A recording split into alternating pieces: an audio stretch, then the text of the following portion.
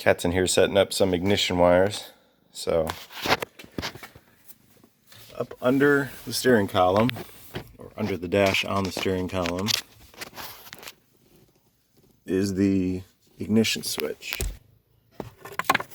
So this is the steering column, and this is the top of the steering column, and this is the ignition switch electrical part. What happens when you turn the key in an S10 is there's a rod that goes down the steering column to this switch. This is common on a lot of GM vehicles.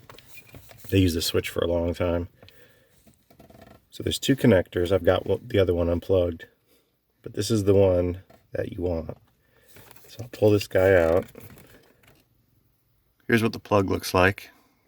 Pulled it out so you can see it easier. So on this plug, this red is hot at all times. This purple is hot during crank, so that's your crank signal. And these pink ones are hot with the ignition on, so that's your ignition on signal. And these are the two wires that we need to run to the fuse block. Crank and ignition on. So I'm going to find where these wires go under the hood, run them over to the fuse block. So here's how I'll figure out where my wires are going. So this is my purple crank wire. I got 1 lead of my meter shoved in there. Got my power off on the vehicle. And I just got my meter halfway in between. And then these connectors are the original S10 relays that are on the firewall. So I'm going to probe these pins and figure out which one's connected to that. It should be a purple wire, like maybe that one. We'll find out.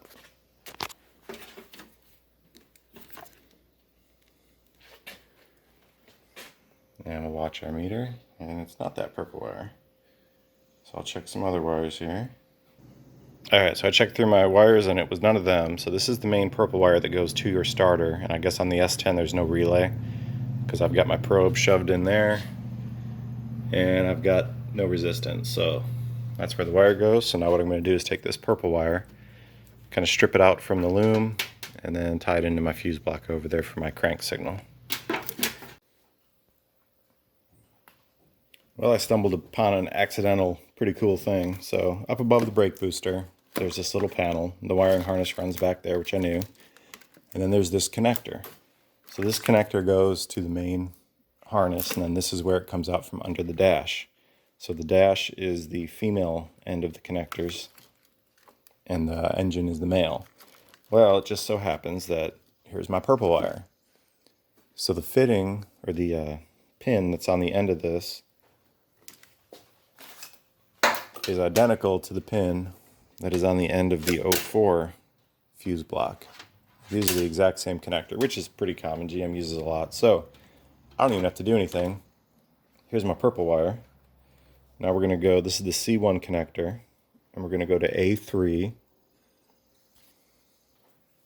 which A3 is this one right here.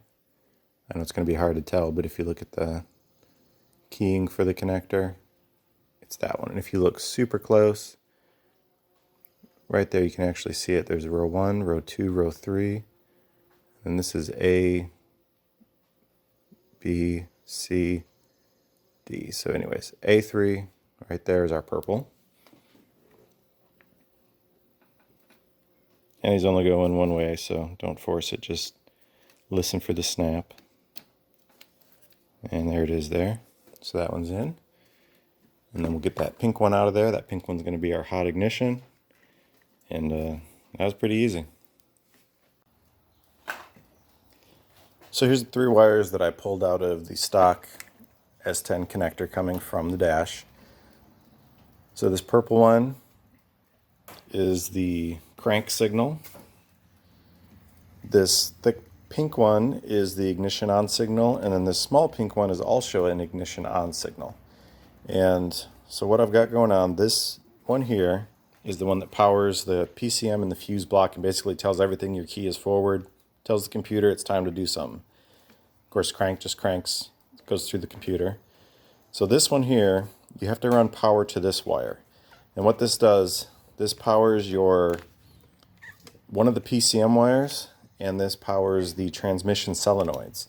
And in the factory LS truck harness, the power comes from the truck in the dash through a fuse, comes up to this wire, goes through the fuse block but isn't controlled by the fuse block, and then comes out on the E11 pin, which is this green one right here.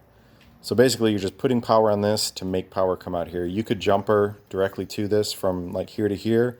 You could jumper this over to this. I did it this way because it was already pinned from this harness, and all I had to do was unpin it and then just stick it right in here. No soldering, no nothing. Here's the cheat sheet for those wires. C1 is connector 1, which is the white block. A3, crank.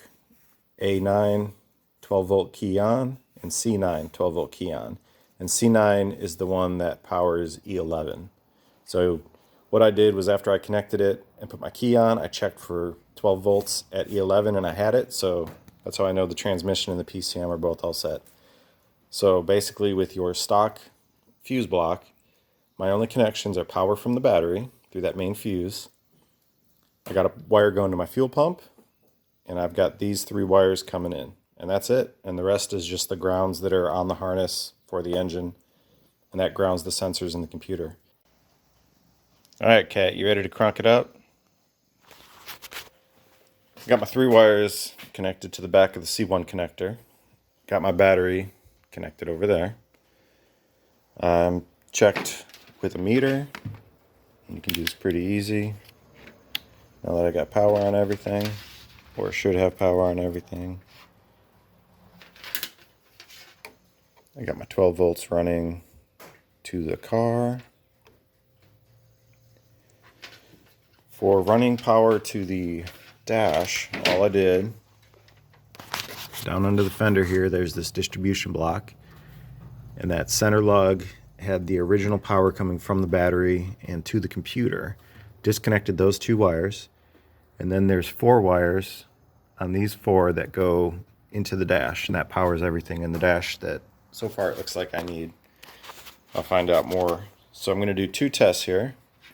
First test I'm going to do is the fuel pump, and with the computer running the fuel pump, when I turn my key forward, it should prime for 4 seconds. And you don't need a lot of these, but if you get one from the junkyard, the ones you want to check, this is your starter relay. This is your main computer power relay, we'll call it. It powers some other stuff, I'm not exactly sure what. And I think this one's the fuel pump. We'll check that one in a minute. So the first test, fuel pump. Second test, cranking. Turn the key, dude. Was that a no? Yeah, that's what I thought. All right, so key forward.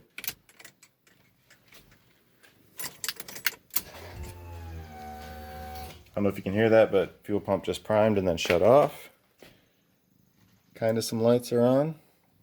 All right, so I don't want the engine to start. So I'm going to pull fuel pump relay, which should be this guy. And then I'm going to do the same test and see if the fuel pump does not prime.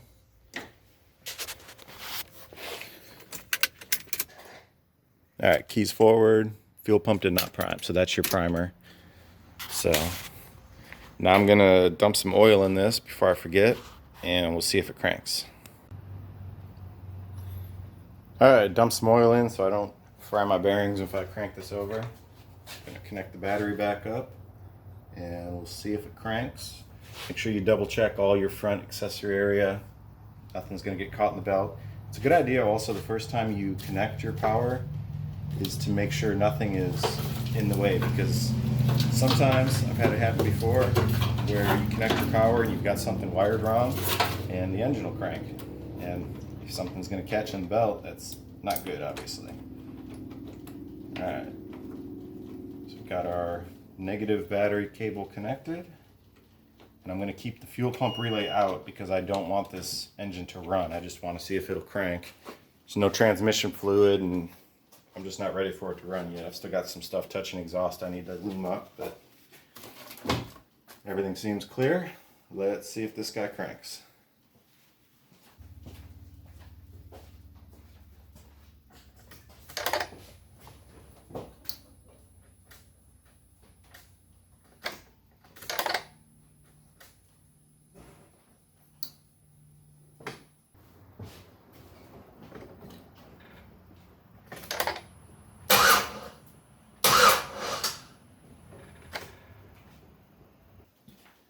All right, so she cranks over. So one issue I just had was I tried to crank it, it didn't crank. There's a few things when you're running the crank signal through the computer, you have to meet all the conditions of the computer. And one of those is the vehicle needs to be in park. So the selector inside, I haven't really completed it, and I had it in park, but apparently my cable's not correct. It was actually in reverse, and the engine wouldn't crank. That's a safety thing. So I crawled up under the vehicle, pushed it into park, and then it cranked. So if it doesn't crank right away, just check the basics. That's a basic one. So now I've got fuel pump and crank.